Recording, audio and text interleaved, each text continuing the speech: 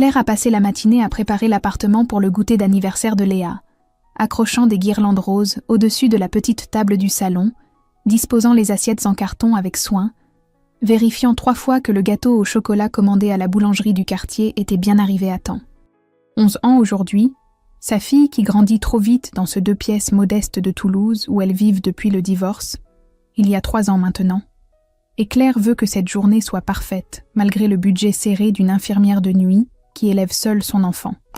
Les invités arrivent vers 15h, 6 camarades de classe dont Chloé et Manon, les filles populaires que Léa admire en silence, 2 mamans qui ont proposé de rester pour aider, la sœur de Claire, Sophie, avec son mari, le père de Claire, Bernard et Micheline, la grand-mère maternelle qui entre en dernier avec son sourire pincé et un paquet cadeau soigneusement emballé sous le bras.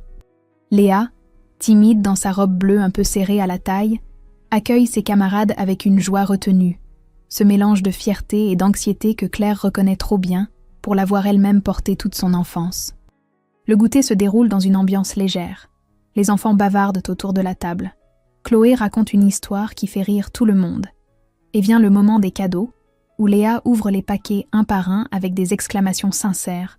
Un livre sur les animaux marins, des bijoux fantaisie, un bon d'achat pour une boutique de loisirs créatifs. Puis Micheline s'avance, tend son paquet avec un sourire étrange que Claire ne parvient pas à déchiffrer. Et Léa déchire le papier cadeau sous les regards curieux de ses camarades. Un déodorant.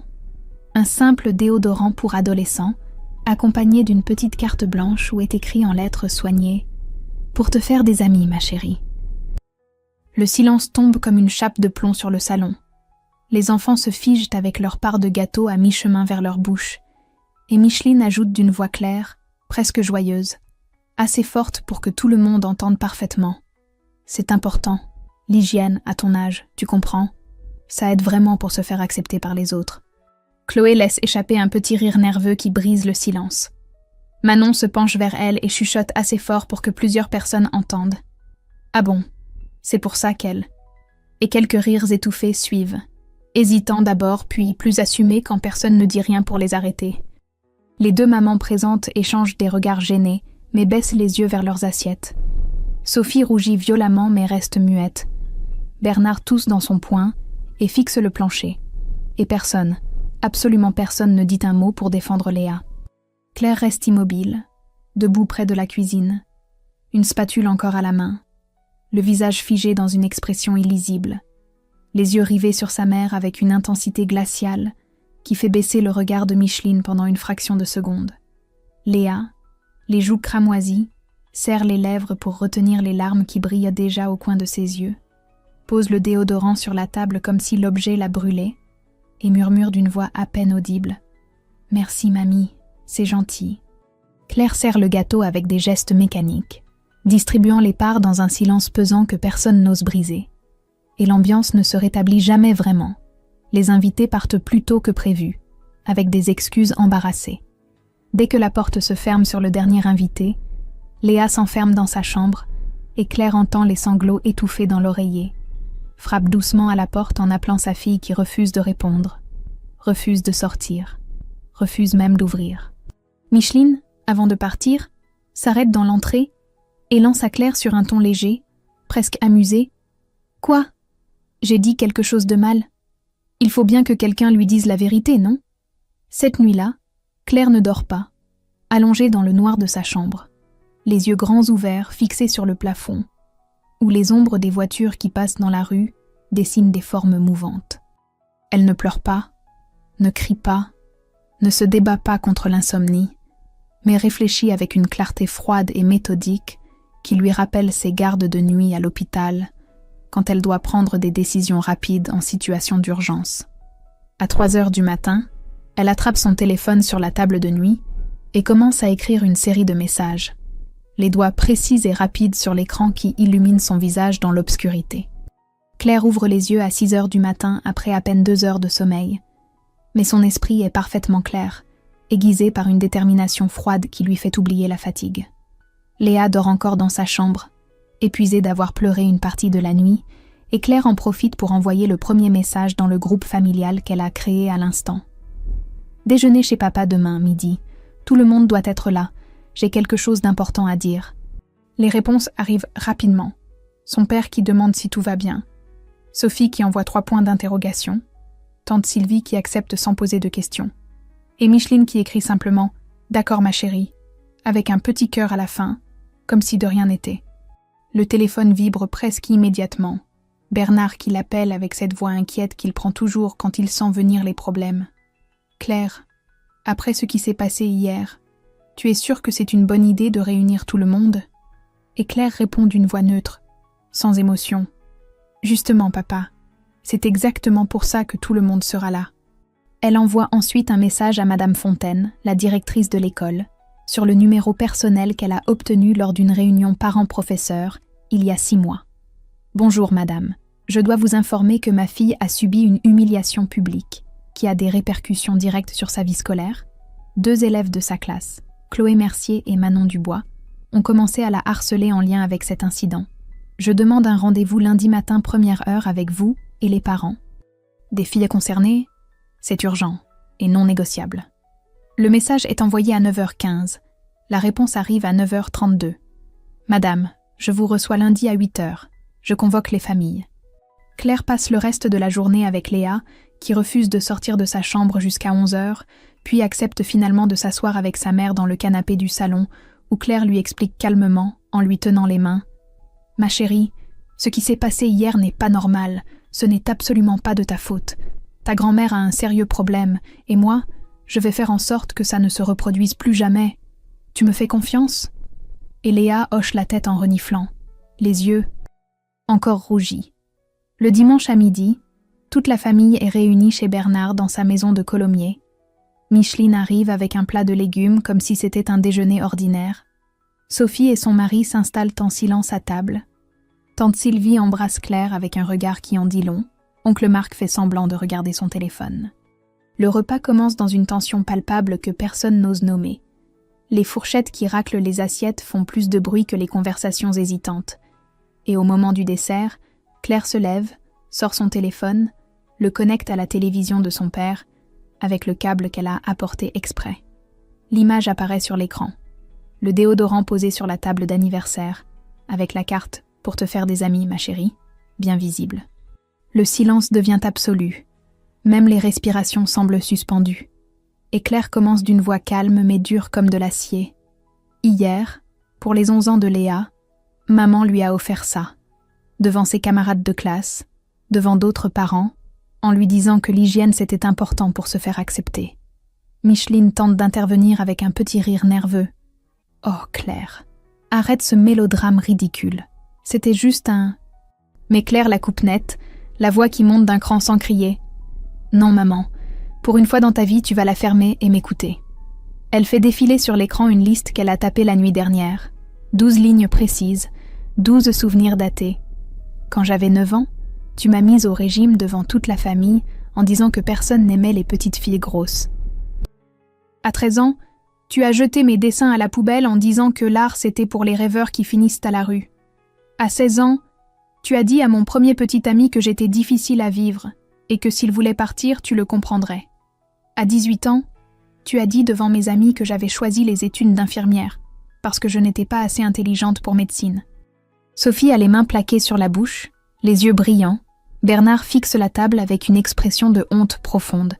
Tante Sylvie hoche lentement la tête, comme si elle reconnaissait chaque scène. Claire continue, la voix qui tremble légèrement maintenant mais reste ferme. « J'ai mis 10 ans de thérapie, 10 ans, à comprendre que tout ça ce n'était pas de l'amour, que c'était de la destruction méthodique déguisée en éducation. Et hier, tu as recommencé exactement la même chose avec ma fille. » Micheline se lève brusquement, rouge de colère. « Comment tu oses me parler comme ça? Je t'ai élevée, je t'ai nourrie, Et Claire la coupe à nouveau, glaciale. « Tu m'as détruite, maman, systématiquement. Et maintenant tu recommences avec Léa, sauf que cette fois, je ne vais pas te laisser faire. » Elle regarde toute la famille un par un. À partir d'aujourd'hui, Micheline n'a plus aucun contact avec Léa. 0 visite, 0 cadeau, 0 appel. Et ceux qui ne peuvent pas respecter ça, je ne veux plus les voir non plus. Le lundi matin à 8h précises, Claire pousse la porte du bureau de Madame Fontaine avec un dossier plastifié sous le bras et trouve déjà installées les deux mères de Chloé et Manon, ces mêmes femmes qui étaient de présentes à l'anniversaire et qui maintenant évitent son regard en tripotant nerveusement leur sac à main. La directrice invite tout le monde à s'asseoir autour de la table de réunion et Claire commence sans attendre les politesses d'usage, ouvrant le dossier pour en sortir des captures d'écran imprimées. Voici les messages que vos filles ont échangés samedi soir après l'anniversaire.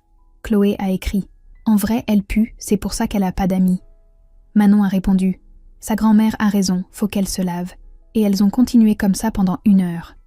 Les deux mères blêmissent, en reconnaissant les numéros de téléphone de leurs filles. Et celle de Chloé bredouille quelque chose sur le fait que les enfants exagèrent parfois. Mais Claire la coupe avec une voix posée qui rend ses mots encore plus tranchants. « Vous étiez là samedi, toutes les deux. Vous avez vu ma belle-mère humilier ma fille devant tout le monde. Vous avez entendu les rires et vous n'avez rien dit, absolument rien. Vous avez baissé les yeux comme si de rien n'était et... Maintenant, vos filles continuent le travail de destruction, alors non, je ne vais pas entendre d'excuses sur le fait que ce sont des enfants. » Madame Fontaine prend le relais avec un professionnalisme que Claire apprécie, expliquant le protocole anti-harcèlement mis en place par l'Éducation nationale, les sanctions prévues, la nécessité d'une intervention rapide, et les deux mères acquiescent en silence. L'une d'elles a les larmes aux yeux, mais Claire ne ressent aucune pitié, juste une satisfaction froide de voir que les choses bougent enfin. La réunion se termine par la décision d'un avertissement officiel pour les deux filles. L'obligation d'écrire des lettres d'excuses supervisées par l'établissement et un suivi hebdomadaire de Léa par la psychologue scolaire. En sortant du bureau, la mère de Manon rattrape Claire dans le couloir et murmure d'une voix étranglée « Je suis vraiment désolée pour samedi. J'aurais dû dire quelque chose. C'était terrible ce qui s'est passé. » Et Claire la regarde droit dans les yeux, avant de répondre simplement « Oui, vous auriez dû », puis continue son chemin sans se retourner. Les jours suivants apportent une série de réactions familiales que Claire accueille avec un mélange de soulagement et d'épuisement. Sophie l'appelle le lundi soir en pleurant, la voix brisée par les sanglots. « Claire, je n'ai pas dormi depuis hier. Tu as eu tellement raison de dire tout ça. J'aurais dû te soutenir il y a 20 ans. Maman est toxique et je le vois seulement maintenant. Je suis tellement désolée. » Et Claire sent quelque chose se desserrer dans sa poitrine en entendant ces mots qu'elle attendait depuis si longtemps. Tante Sylvie envoie un long message le mardi matin. « Ta mère est effondrée. Elle dit qu'elle ne comprend pas. Mais entre nous, je pense qu'elle comprend très bien et qu'elle refuse juste d'admettre « Tu as été d'un courage incroyable dimanche. » Et même oncle Marc, habituellement si distant, laisse un vocal maladroit où il dit avoir pris du recul avec Micheline sans pour autant couper complètement les ponts. Bernard passe à l'appartement le mercredi soir avec une tarte aux pommes achetée à la boulangerie, s'assoit sur le canapé et dit d'une voix lourde de regret « Claire, je suis désolée. Tu as raison sur tout. J'ai été lâche toute ma vie. J'ai laissé ta mère te détruire parce que c'était plus facile que de m'opposer à elle. Et samedi, j'ai recommencé avec Léa. Je ne sais pas comment me faire pardonner. » Et Claire pose sa main sur celle de son père sans dire un mot, parce que certaines blessures ne guérissent pas avec des excuses, mais au moins le silence est honnête. Micheline, de son côté, bombarde Claire de messages pendant 3 jours, alternant entre les accusations hystériques, la victimisation larmoyante et les menaces à peine voilées, jusqu'à ce que Claire prenne des captures d'écran de tout, bloque le numéro définitivement et se rende au commissariat pour déposer une main courante préventive que l'agent accueille avec sérieux en notant chaque détail. Le vendredi après-midi, Claire inscrit Léa à un cours de poterie au centre culturel du quartier et prend rendez-vous avec la docteure Rousseau, psychologue spécialisée dans les enfants, qui reçoit sa fille dès le lundi suivant dans un cabinet chaleureux où Léa commence lentement, très lentement, à parler de ce qu'elle ressent. 6 semaines passent dans une paix relative qui permet à Claire de reprendre son souffle. Léa va mieux progressivement grâce aux séances hebdomadaires avec la docteure Rousseau, et au cours de poterie, elle s'est liée d'amitié avec Emma, une fille de 13 ans douce et créative qui l'accueille sans jugement. À l'école, Chloé et Manon gardent leur distance depuis l'avertissement officiel, évitant même de croiser le regard de Léa dans les couloirs. Et pour la première fois depuis longtemps, Claire commence à croire que le pire est derrière elle. Puis, un mardi après-midi, alors que Claire arrive à la sortie de l'école avec quelques minutes de retard à cause d'un feu rouge interminable, elle aperçoit Micheline debout près du portail, un énorme paquet cadeau emballé de papier rose à la main, en train de parler à Léa qui se tient à distance respectueuse, mais semble déstabilisée. Une jeune enseignante remplaçante qui ne connaît manifestement pas la situation familiale surveille la scène sans intervenir, et Claire sent la rage monter en elle comme une vague brûlante, tandis qu'elle traverse la rue presque en courant. Micheline tend le cadeau vers Léa avec un sourire qui se veut attendrissant. « Ma chérie, tu me manques tellement. Ta maman exagère toujours tout, tu sais. Moi aussi, j'ai peut-être mal choisi mes mots pour ton anniversaire, mais c'était juste parce que je t'aime et que je veux ton bien. Allez, prends ça. C'est pour me faire pardonner. » Et Léa hésite, les yeux qui vont du paquet à sa grand-mère, puis à sa mère qui arrive maintenant à quelques mètres. Claire s'arrête devant elle, regarde Léa avec un calme qu'elle est loin de ressentir. « Va m'attendre à la voiture, ma chérie. » Et sa fille obéit immédiatement, reconnaissant ce ton qui ne souffre aucune discussion. Puis Claire se tourne vers Micheline, et sa voix est si froide que plusieurs parents qui passent ralentissent malgré eux. « Je t'ai dit clairement qu'il n'y aurait plus aucun contact. Tu viens de violer cette limite devant témoins. Si tu recommences une seule fois, je porte plainte pour harcèlement. » Micheline change instantanément d'expression, passant de la grand-mère attendrie à la victime éplorée avec une facilité déconcertante, sa voix qui monte d'un ton pour que tout le monde entende. « Je suis sa grand-mère. Tu n'as pas le droit de me l'enlever comme ça.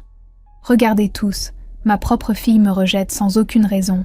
Elle m'empêche de voir ma petite fille, c'est de la maltraitance envers les personnes âgées. » Et quelques parents s'arrêtent effectivement, certains avec des regards de jugement vers Claire, d'autres avec une gêne évidente. Claire ne répond pas à la provocation, se penche simplement pour ramasser le cadeau que Micheline a posé par terre, le regarde un instant puis le repose exactement au même endroit. Ce qui est de la maltraitance, c'est d'humilier une enfant de 11 ans le jour de son anniversaire devant ses camarades. Ça par contre c'est documenté et il y a des témoins. Puis elle tourne les talons et rejoint Léa qui l'attend près de la voiture, les épaules tremblantes. Dans la voiture, Léa demande d'une petite voix « Pourquoi mamie elle est comme ça, maman ?» Et Claire prend une longue inspiration avant de répondre en démarrant « Certaines personnes ne savent pas aimer sans faire mal, ma chérie. Ce n'est pas ta faute à toi. Ce n'est même pas vraiment sa faute à elle, en fait. Mais ça ne veut pas dire qu'on doit accepter. On a le droit de se protéger des gens qui nous blessent, même si ce sont des membres de la famille. » Le soir même, Claire prend rendez-vous avec un avocat via son assurance juridique, récupère toutes les captures d'écran des messages de Micheline, le témoignage écrit de l'enseignante qui a assisté à la scène du jour, et dépose une plainte formelle au commissariat pour harcèlement avec demande d'interdiction de contact. L'agent qui la reçoit, le même que la fois précédente, hoche la tête en reconnaissant le dossier. « Vous avez bien fait de revenir, madame. On va officialiser tout ça. » En rentrant chez elle à 22h, après toutes ces démarches, Claire s'effondre sur le canapé et se rend compte qu'elle tremble de fatigue et d'adrénaline, mais qu'elle a fait exactement ce qu'il fallait faire, encore une fois, sans faiblir. 3 mois après l'anniversaire maudit, Claire commence à payer le prix émotionnel de cette guerre qu'elle mène sans relâche. Et c'est au travail que les fissures apparaissent, un mardi soir de garde de nuit, au service de gériatrie de l'hôpital de Toulouse.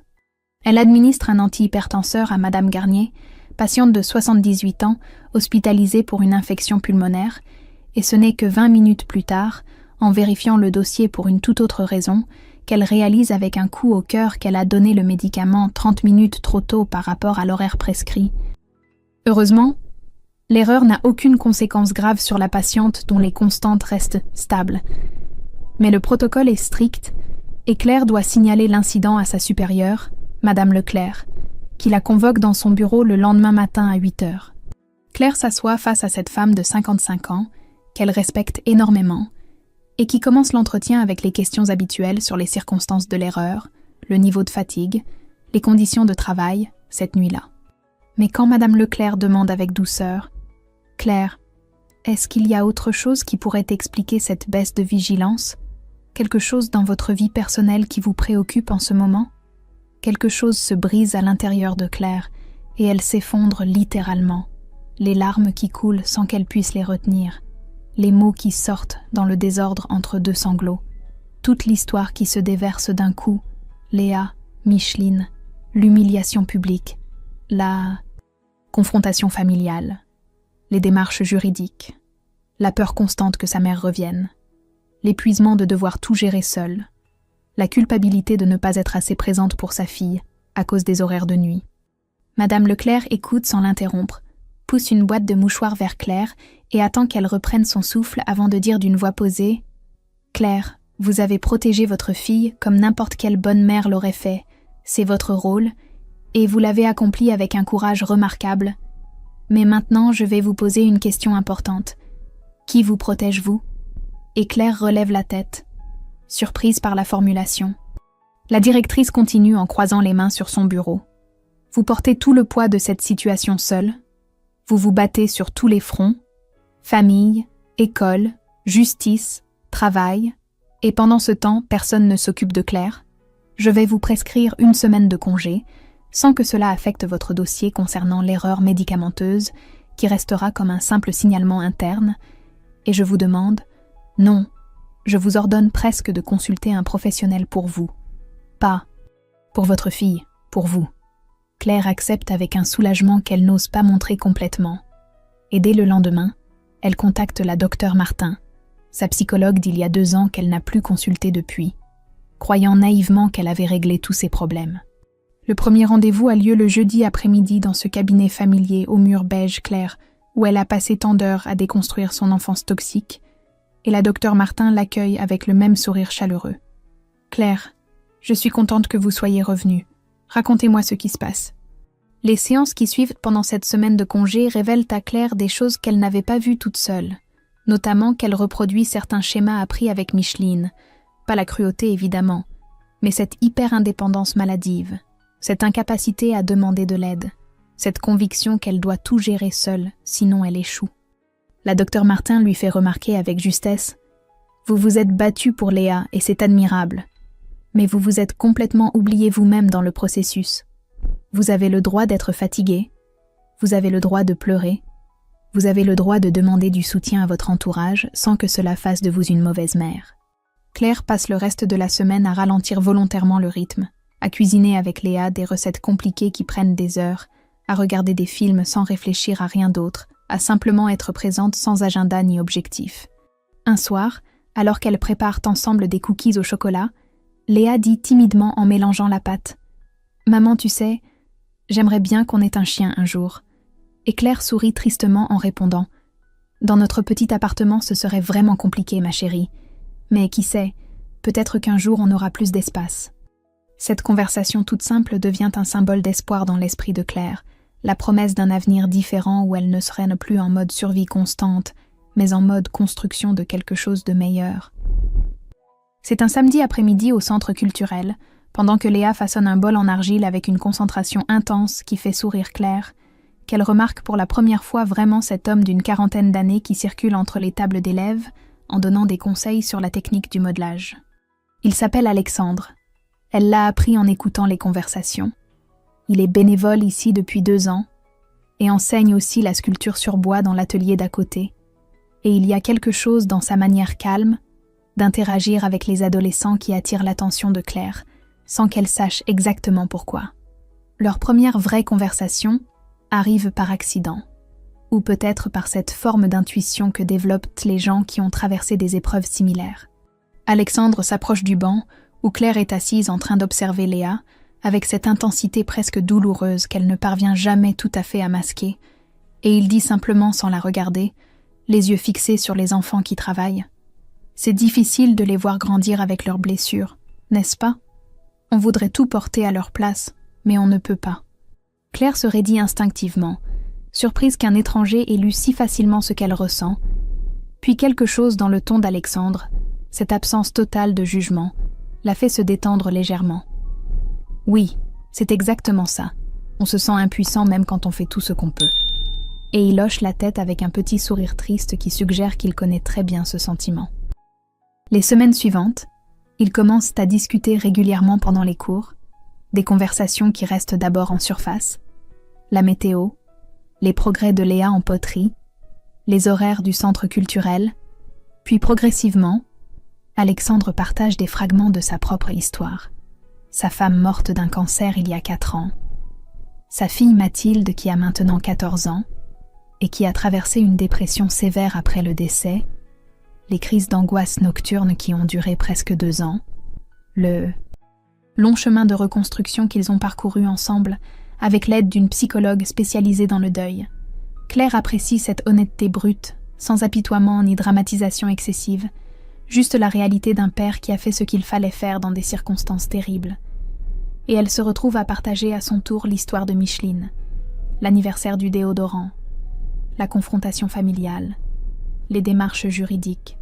Alexandre écoute sans l'interrompre, sans offrir de conseils non sollicités, sans minimiser ce qu'elle a vécu, et ce simple fait d'être écoutée vraiment, sans jugement, devient pour Claire une forme de thérapie inattendue. Un samedi, Alexandre propose que Mathilde et Léa passent un après-midi ensemble en dehors du centre culturel, peut-être au parc de la Reinerie où il y a un atelier de création en plein air organisé par la mairie, et Claire accepte après en avoir parlé avec Léa qui semble à la fois nerveuse et excitée à l'idée. Les deux filles s'entendent immédiatement. Mathilde avec sa maturité précoce due aux épreuves qu'elle a traversées, Léa avec sa sensibilité artistique qui trouve enfin un écho chez quelqu'un, et Claire les observe de loin, créer ensemble une sculpture éphémère, avec des branches et des feuilles mortes, leur rire qui résonne dans l'air frais d'octobre. Alexandre s'assoit à côté de Claire sur un banc, 2 cafés achetés au distributeur du parc à la main, et ils restent un long moment en silence, à regarder leur fille. Puis il dit doucement sans la regarder, « Tu sais Claire, tu n'es pas obligée de tout porter seule. Ça ne fait pas de toi une mauvaise mère de demander du soutien ou d'accepter de l'aide quand on te l'offre. » Et Claire se rend compte que c'est presque exactement ce que la docteure Martin lui a dit 2 semaines plus tôt. Elle tourne la tête vers lui, étudie son profil un instant, cet homme qui a lui aussi reconstruit sa vie pièce par pièce après qu'elles aient explosé, et répond avec une honnêteté qui la surprend elle-même. J'ai passé tellement d'années à me convaincre que j'étais autonome et forte que j'ai oublié comment laisser les gens s'approcher sans avoir peur qu'ils me fassent du mal. Alexandre sourit légèrement, prend une gorgée de son café avant de répondre. L'autonomie c'est important, la force aussi, mais l'isolement c'est juste une autre forme de prison. Crois-moi, je le sais. J'ai passé la première année après la mort de ma femme à repousser tous ceux qui voulaient m'aider, pensant que c'était comme ça qu'on était fort, jusqu'à ce que je réalise que Mathilde avait besoin de voir son père accepter du soutien pour apprendre elle-même à en demander. Pour la première fois depuis très longtemps, Claire se sent moins seule. Non pas parce qu'Alexandre résout ses problèmes ou prend en charge ses responsabilités, mais simplement parce qu'il existe, qu'il comprend sans qu'elle ait besoin de tout expliquer, qu'il a traversé son propre enfer et en est sorti différent mais entier. Elle ne cherche pas de romance, elle n'en a ni l'énergie ni l'envie pour le moment, mais cette amitié naissante, cette connexion humaine authentique sans attente ni pression, lui redonne une forme d'espoir qu'elle croyait avoir perdue. 6 mois après avoir coupé définitivement les ponts, Claire reçoit un appel de son père un jeudi soir, alors qu'elle rentre de sa garde à l'hôpital. La voix de Bernard est inhabituellement hésitante quand il annonce que Micheline a été hospitalisée après une chute dans son appartement, rien de mortel heureusement, une fracture du poignet droit et quelques contusions. Mais elle est seule et désemparée, et elle demande à voir Claire. Elle dit qu'elle veut vraiment s'excuser cette fois, que l'accident lui a fait réaliser des choses. Je sais que tu as posé des limites claires, mais je devais au moins te le dire, explique Bernard avec ce ton coupable qu'il a développé depuis la confrontation familiale. Claire refuse immédiatement, la réponse automatique qui sort sans réflexion, puis elle raccroche et reste debout dans sa cuisine pendant de longues minutes, à fixer le réfrigérateur sans le voir vraiment. Le lendemain, elle en parle à la docteure Martin, qui lui pose la question essentielle. Qu'est-ce que vous voulez faire? Pas ce que vous devriez faire, pas ce que les autres attendent, mais ce que vous, Claire, vous avez besoin de faire pour vous-même. Et après une longue pause, Claire répond qu'elle pense avoir besoin d'y aller, non pas pour Micheline, non pas pour offrir le pardon que sa mère ne mérite pas, mais pour fermer définitivement ce chapitre, pour se regarder dans un miroir plus tard et savoir qu'elle a fait ce qu'il fallait jusqu'au bout. Le samedi après-midi, elle se rend seule à l'hôpital Purpan, ayant explicitement refusé que Léa l'accompagne, et trouve sa mère dans une chambre double au 3e étage. Le bras droit plâtré posé sur un coussin, l'air fragile et diminué d'une manière que Claire n'a jamais vue. Micheline lève les yeux quand sa fille entre, esquisse un sourire tremblant et commence immédiatement. « Claire, ma chérie, je suis tellement contente que tu sois venue. J'ai beaucoup réfléchi depuis ma chute. Et je me rends compte que j'ai peut-être été un peu maladroite avec Léa lors de son anniversaire. Ce n'était vraiment pas mon intention de la blesser, tu sais. Claire reste debout au pied du lit, les bras croisés, et interrompt ce qui ressemble déjà à une tentative de minimisation. « Arrête, maman. Arrête tout de suite. Tu ne comprends toujours pas après tout ce temps. Tu n'as pas été un peu maladroite. Tu as délibérément humilié une enfant de 11 ans devant ses camarades de classe le jour de son anniversaire. Exactement comme tu m'as humilié moi pendant toute mon enfance. » Micheline tente de se défendre, la voix qui prend ce ton de victime incomprise qu'elle maîtrise si bien.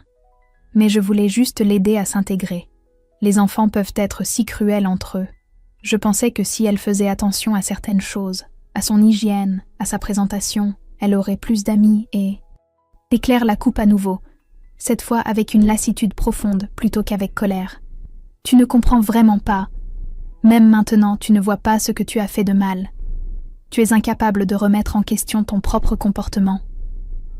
Le silence qui suit dure plusieurs secondes pendant lesquelles Claire observe cette femme qui l'a mise au monde et qui l'a passé des décennies à la démolir méthodiquement sous couvert d'éducation, et elle réalise avec une clarté absolue que Micheline ne changera jamais, qu'elle est prisonnière de ses propres mécanismes psychologiques tellement ancrés qu'ils sont devenus sa personnalité entière.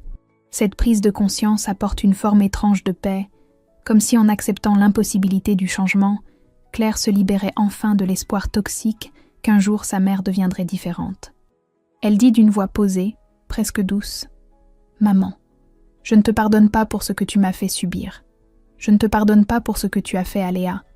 Mais je ne te déteste pas non plus, parce que je comprends maintenant que tu es juste incapable d'être différente de ce que tu es. Tu es absente de nos vies maintenant et pour toujours. C'est mieux comme ça pour tout le monde. » Micheline ouvre la bouche pour protester, les larmes qui montent aux yeux dans une dernière tentative de manipulation émotionnelle. Mais Claire est déjà en train de se diriger vers la porte, et avant de sortir, elle se retourne une dernière fois. « Au revoir, maman. » Puis elle quitte la chambre sans attendre de réponse. Dans le parking de l'hôpital, assise au volant de sa voiture, Claire pleure enfin, non pas de tristesse pour la relation perdue ou de culpabilité pour son choix, mais de libération pure. Cette porte est fermée définitivement et elle peut enfin avancer sans regarder constamment derrière elle. 1 an exactement après l'anniversaire du déodorant, Claire se réveille un samedi matin dans son nouvel appartement de 3 pièces au quartier des Minimes. Un logement plus spacieux qu'elle a pu louer grâce à sa promotion en tant qu'infirmière coordinatrice, un poste de jour qui lui permet enfin d'avoir des horaires réguliers et d'être présente pour Léa chaque soir. La lumière du matin entre par les grandes fenêtres du salon, où sont exposées sur des étagères en bois les créations de sa fille, des bols en céramique aux formes organiques, des vases asymétriques, une série de petites sculptures abstraites qui ont remporté le 3e prix d'un concours artistique junior organisé par la mairie de Toulouse. Léa a 12 ans maintenant et ressemble de moins en moins à cet enfant recroquevillé qui pleurait dans sa chambre il y a 1 an. Elle s'est épanouie d'une manière qui émeut Claire chaque fois qu'elle l'observe rire avec ses amis. Emma, bien sûr, qui est devenue sa meilleure amie, mais aussi Mathilde, qui joue maintenant le rôle de grande sœur protectrice, et 2 autres adolescents du cours de poterie, avec qui elle partage cette passion pour la création manuelle. Les moqueries à l'école appartiennent au passé. Chloé et Manon ont changé d'établissement l'année dernière pour entrer au collège dans un autre quartier, et Léa a trouvé sa place dans un petit groupe d'élèves créatifs et bienveillants qui se reconnaissent entre eux. Claire elle-même a traversé une transformation profonde ces derniers mois, continuant ses séances avec la docteure Martin toutes les 2 semaines, apprenant lentement à demander de l'aide sans voir cela comme une faiblesse, à accepter le soutien de son entourage, qui s'est considérablement élargi. Sophie vient dîner presque tous les dimanches avec son mari, ayant elle aussi pris ses distances avec Micheline après avoir enfin accepté la toxicité de leur mère. Bernard passe régulièrement pour emmener Léa au cinéma ou au musée, essayant maladroitement mais sincèrement de rattraper les années où il a manqué de courage. Et puis il y a Alexandre, qui fait maintenant partie de leur vie d'une manière que Claire n'aurait jamais imaginée il y a 6 mois. Leur relation a évolué naturellement, progressivement, sans précipitation ni grande déclaration, commençant par ses conversations au centre culturel, puis des cafés après les cours, des promenades au jardin japonais avec les filles. Et finalement, il y a 4 mois, un premier baiser échangé sur un banc du canal du Midi, pendant que Mathilde et Léa nourrissèrent les canards quelques mètres plus loin. Ils ne vivent pas ensemble, prenant leur temps pour construire quelque chose de solide plutôt que de se précipiter. Mais Alexandre dort chez Claire 2 ou 3 nuits par semaine, et les 2 hommes de sa vie, lui et Mathilde, sont devenus une extension naturelle de sa famille choisie. Ce samedi matin particulier, Alexandre prépare le petit déjeuner dans la cuisine, pendant que Claire dresse la table, et Mathilde arrive avec Léa qui sortent toutes les 2 de la chambre de cette dernière en riant d'une blague qu'elles sont les seules à comprendre. Ils s'installent tous les 4 autour de la table, avec des croissants achetés à la boulangerie du coin, du jus d'orange frais, du café pour les adultes, et la conversation dérive naturellement vers les projets des prochaines semaines, les vacances d'été qui approchent, l'exposition de poterie où Léa va présenter ses œuvres. Puis Léa, entre 2 bouchées de croissant, dit avec ce mélange de timidité et d'espoir qui la caractérise: « Maman, tu sais, maintenant qu'on a un plus grand appartement et que tu as de meilleurs horaires, est-ce qu'on pourrait peut-être enfin avoir un chien? Je sais qu'on en avait parlé il y a longtemps et sa voix se perd dans l'incertitude, comme si elle avait peur de demander trop. Claire échange un regard avec Alexandre qui sourit discrètement, sachant très bien que cette conversation a été préparée en secret entre eux 2 depuis plusieurs semaines, et elle répond en prenant la main de sa fille. « Tu sais quoi, ma chérie, je pense que c'est vraiment le bon moment. On va sérieusement y réfléchir ensemble, chercher le refuge qui conviendrait, voir quel type de chien serait adapté à notre rythme de vie. » Léa illumine littéralement, ses yeux qui brillent de cette joie pure que Claire n'avait pas vue depuis tellement longtemps, et Mathilde applaudit en lançant « Il faut absolument que vous preniez un chien moyen, pas trop petit, les petits chiens c'est insupportable. » Ce qui déclenche un débat animé et joyeux sur les races canines, pendant que Claire observe cette scène avec un sentiment de plénitude qu'elle croyait avoir perdu pour toujours. Pour la première fois depuis des années, l'avenir ne fait plus peur. Il est rempli de possibilités lumineuses. Les 13 ans de Léa arrivent 2 semaines plus tard, et cette fois Claire organise une vraie fête dans leur nouvel appartement spacieux, pas un petit goûter timide mais une célébration assumée, avec une quinzaine d'invités, Emma et sa famille, Mathilde évidemment, les amis du cours de poterie, quelques camarades de classe que Léa a choisis elle-même, Sophie et son mari, Bernard qui arrive avec un gâteau énorme décoré de fleurs en sucre, et Alexandre qui aide à installer les guirlandes et la sono dans le salon transformé pour l'occasion. L'appartement résonne de rires et de conversations animées, les créations de Léa exposées sur les étagères servent de décoration naturelle, et l'ambiance est à 1000 lieues de ce samedi après-midi catastrophique d'il y a exactement 2 ans. Léa porte une robe qu'elle a choisie elle-même, ses cheveux attachés avec des pinces artisanales qu'elle a façonnées en céramique, et elle rayonne d'une confiance tranquille qui fait monter les larmes aux yeux de Claire à plusieurs reprises pendant l'après-midi. Vient le moment des cadeaux, et après que Léa ait ouvert les présents de ses amis avec des exclamations ravies, Claire s'approche avec une petite boîte emballée dans du papier craft simple. Le silence se fait progressivement dans le salon quand les invités remarquent l'expression particulière sur le visage de Claire, et Léa ouvre la boîte lentement, retire le papier de soie qui protège le contenu, puis se fige en découvrant ce qui se trouve à l'intérieur. Le déodorant. Celui de l'anniversaire des 11 ans, toujours dans son emballage d'origine jamais ouvert, avec la carte « Pour te faire des amis, ma chérie », posée par-dessus, et pendant quelques secondes personne ne comprend, les regards qui vont de la boîte à Claire puis à Léa qui semble complètement déstabilisée. Claire prend doucement la boîte des mains de sa fille, la pose sur la table basse devant tout le monde et commence à parler d'une voix claire qui porte dans le silence attentif. « Il y a 2 ans, quelqu'un que nous ne voyons plus a essayé de te faire croire que tu n'étais pas assez bien, que tu devais changer pour être aimé, que ton corps, ou ton odeur, ou ta personnalité posèrent problème. Ce cadeau était une arme déguisée en gentillesse, un poison emballé dans du joli papier. » Elle regarde sa fille droit dans les yeux, les mains posées sur ses épaules. « Je l'ai gardé pendant tout ce temps pour te rappeler quelque chose d'essentiel, ma chérie. Tu étais parfaite ce jour-là malgré les larmes. Tu es parfaite aujourd'hui avec tes forces et tes fragilités. Et tu seras parfaite demain, peu importe ce que la vie t'apportera. Les personnes qui essaient de te diminuer ou de te changer ne méritent pas de place dans ton existence, même si ce sont des membres de la famille. Surtout si ce sont des membres de la famille. » Léa a les yeux brillants de larmes, mais sourit en même temps. Et dans un geste spontané, elle prend le déodorant, le regarde un instant, comme pour se remémorer la douleur de ce jour-là, puis marche vers la poubelle de la cuisine et le jette dedans avec une force symbolique qui fait résonner le métal du conteneur. Les applaudissements éclatent immédiatement. Emma qui siffle, Mathilde qui crie « Bravo !», les adultes qui applaudissent avec des sourires émus, et Léa revient vers sa mère pour se blottir dans ses bras. Claire attend que le brouhaha se calme un peu avant de dire « Et maintenant, ton véritable cadeau ?» Et elle sort de derrière le canapé une grande boîte percée de trous d'aération d'où s'échappent des petits gémissements. Léa ouvre avec des mains tremblantes d'excitation et découvre un chiot croisé berger de 3 mois au pelage caramel et aux yeux noisettes, avec un collier rouge où est accroché un médaillon gravé « Léo, famille Moreau ». L'explosion de joie qui suit est totale. Léa qui prend le chiot dans ses bras en riant et en pleurant simultanément, les invités qui se pressent pour caresser le petit chien, Mathilde qui annonce qu'elle va apprendre à Léo tous les meilleurs tours, et Claire qui observe cette scène avec Alexandre à ses côtés, sa main dans la sienne. Plus tard dans la soirée, quand les invités sont partis et que Léa joue dans sa chambre avec Léo sous la surveillance de Mathilde, Alexandre rejoint Claire dans la cuisine, où elle range les dernières assiettes. Il la prend par la taille, appuie son menton sur son épaule et murmure « Tu as créé quelque chose de vraiment beau, tu sais. Regarde-la.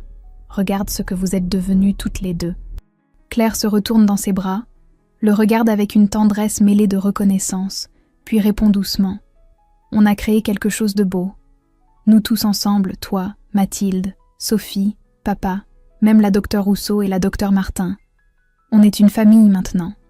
Pas celle du sang, mais celle qu'on choisit et qu'on construit jour après jour. » Elle pense fugacement à Micheline qu'elle n'a pas revue depuis l'hôpital, qui n'a plus aucun pouvoir sur leur existence, qui est devenue une ombre lointaine du passé, et réalise que la vraie victoire n'a jamais été la confrontation spectaculaire ou la vengeance satisfaisante. Mais ça, ce moment précis, cet appartement rempli d'amour et de rire, cette fille qui dort paisiblement avec son chien, cet avenir qui s'ouvre devant elle sans peur ni regret. Yeah, there you go. Yo, Danny with a 5 gifted. Thank you, Danny. Appreciate you. Thank you. Oh wait, Yo, is W. wait, Danny. no, let's get wayward stuff out of here. Oh yeah, let me disable my loadout. Hold on. Hesitate items. Sorry. I think Worthy should put on his loadout. I'm so rich locked one. in. I'm like, you know, the richest person here, so I feel very pun intended. I feel I'm unworthy to be here because Yeah. Yeah, I'm poor. Yeah, it's fine. Oh, it's not a. We Oh, got I'm this. gonna be Perfect game on useless in this one. map too, also because I have also gotten a no glasses redeem, and I am blind as a bat. So I may as well just I was gonna switch to tier 2 instance, but kinda didn't. rip. Weird hour. I apologize ahead of time. Yep, I'm just gonna be completely use this map because I have my glasses off. Also just Jin.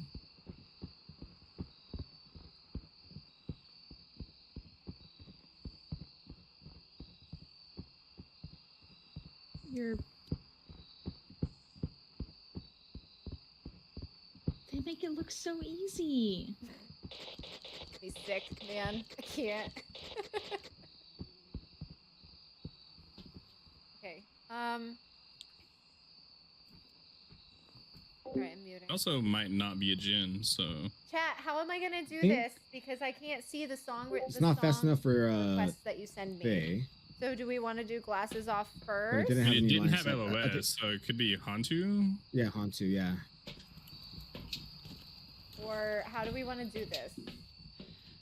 We have chipmunk sing I'm just mode and we looking have for glasses bone. off. Yo, she nothing for the heart me. Or if you want normal sing mode, I can Hello, do Sheena. chipmunk mode.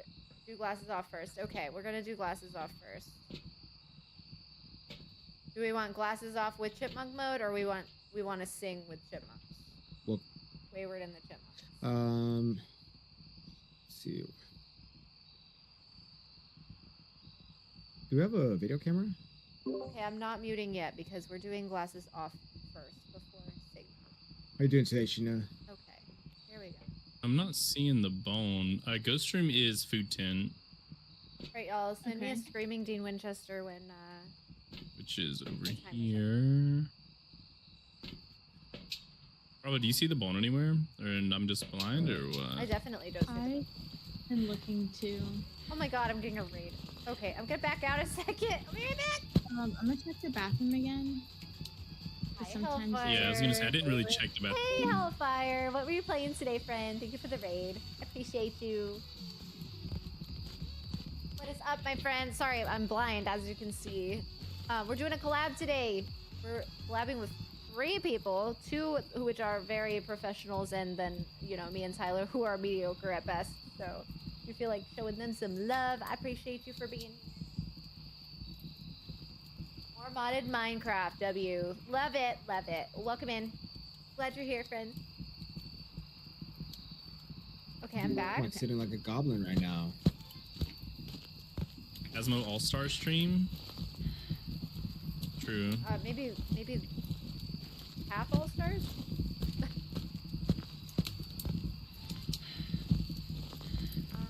Hi, Chuck.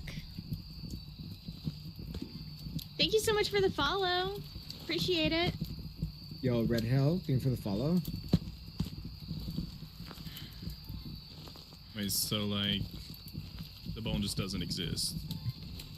Oh god, It's the friends we made along the way. I can't freaking see it. It's a ghost event. It's a ghost event, Oh, guys. Okay, I was just sorry. You guys are good. I started panicking a little bit. I don't know why. I'm locked in. It's fine. Did I just get that? Did I just get that interaction photo? Yo, Mike, thank you for the hand hearts. Mike, how have you been? No freaking I feel like way. it's been years. I got an interaction What? photo while being blinded. Nice. Yo, W. You're so good at this game. So good. I'm professional, obviously. I should be an sounds are honorary done. P20 just for that. Anyone like maybe pick up the bone on accident, you know? No. Let me look. Oh, it's over here by the pinballs on the lover's bench. What? You're lying to us right now. It's right here. No, what do you mean? Oh Still have my it. goodness. Hello, M. Hello, hello. Been doing good, Mike. What are you playing nowadays? Yo, Dane, thank you for the heart me. And Red Hell, thank you for the lurk. You still have it, M. Don't worry. Red Hall, thank you for the follow. I can't see. Alright, Just have so we done just the need one weekly? more video, so we just need I have not done Hunting the weekly. Ghost. I've not done the Uh, weekly in ages. Danny, thank you for the heart meme. Can someone move the... Wait, those are games? mind. I've never heard of them. What do you want? Oh, we're good to go. That's everything. We got We're all everything. set. You like the On face cam? to, Thank you, M. They do call me the bone sniffer, Sarah, so... Hey, so what is the ghost? A Hantu. Oh, Me too. She said, wait, so what's the... I think. I'm pretty sure. It was too slow for Thay. No line of sight. So, You guys Um, ready? yes. Are you Hans ready? said he's going to bed and night pup. Good night, Hans. Have a good night. Bravo really is the bone sniffer, like actually. You ever need a bone found? Oh, Bravo. Forget to check Tyler's pocket. Thanks, Emilio. yo, what's up, Dance? stop! Hello. Not yet, Turtle. We just hit level 3,000 not long ago. We're I'm at sorry, I had 3128. to. God, Wayward. You're gonna embarrass me. Okay, so story time. We were playing Ghost No. Janitors, and the last thing that we needed was one bone. And Tyler had it in her pocket the entire time, and everybody died because we were looking for this last bone. Oh my So god. now, anytime we're looking for the bone, we're like, did we check Tyler's pocket? First time. It was my first It was time her very. playing the It was. It was game, her first time okay? playing Ghost Janitors, so we'll give her that. But it was. It's a joke now. So I check Oh, my pants timer. every time now for bones, okay? So you can actually put the bone in your pocket in that game?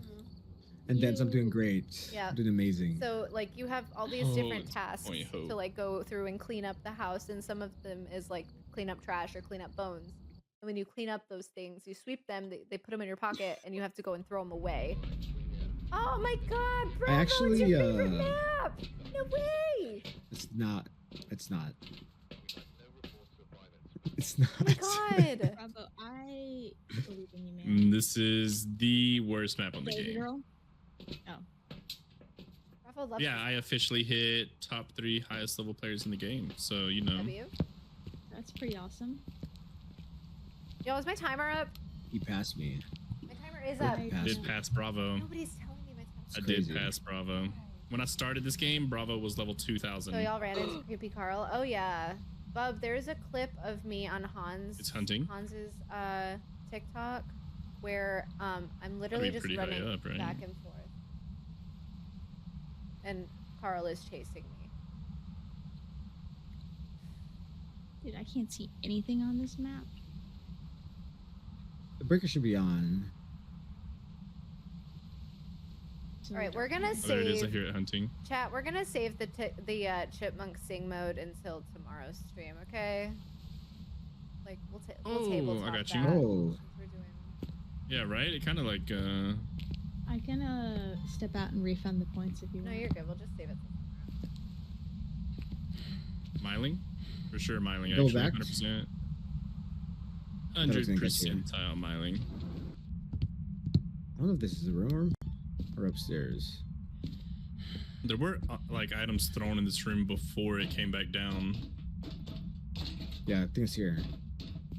Where's he? Yeah, it's still, well, maybe Game in the room. pool room. Yeah, game Can you room. not increase your game brightness? Yo, Mike, thank you for the 75-year awesomes. And the 15 goats.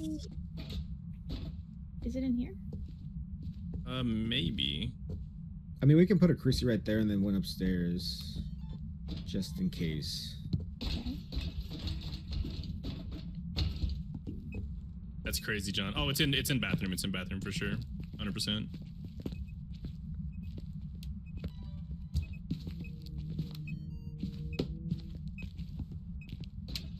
I'm gonna see if I can All right, we have a camera, right? in your settings. Yeah, I got photo think it's camera. all up there. Already have photo VMF.